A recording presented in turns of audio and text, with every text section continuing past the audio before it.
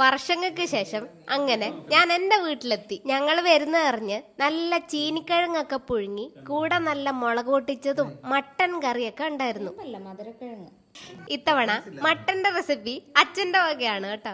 എന്തായാലും എല്ലാരും ഓടി നടന്ന് ഫുഡൊക്കെ എടുത്ത് നമ്മുടെ ഡൈനിങ് ടേബിളിലേക്ക് വെച്ചിട്ടുണ്ട്. ഇനി എല്ലാരും കൂടി ഒരുമിച്ചിരുന്ന് ഫുഡടി. ഞാൻ കുറച്ച് ചോറും തഴുതാമ തോരനും മോരുകറിയും മട്ടനും പപ്പടവും ചീനിക്കിഴങ്ങും മുളകും എല്ലാം കൂടെ കൂട്ടിയാണ് കേട്ടോ ഒരു പിടി പിടിക്കുന്നത്.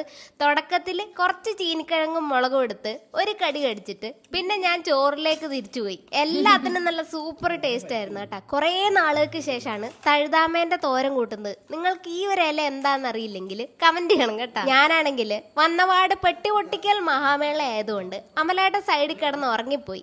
അമലാടിനെ കുത്തിപ്പൊക്കി നല്ല തണ്ണിമത്തൻ ജ്യൂസ് കൊടുക്കുന്ന തിരക്കിലാണ് അച്ഛൻ. വീട്ടിലേക്ക് വന്നപ്പം എന്തൊരു സന്തോഷം ഫീലിങ്സോ വന്നേന്ന് എനിക്ക് പറഞ്ഞറിയിക്കാൻ വയ്യ കേട്ടാ. എന്തൊക്കെ പറഞ്ഞാലും വീട് ഒരു സ്വർഗം തന്നെയല്ലേ.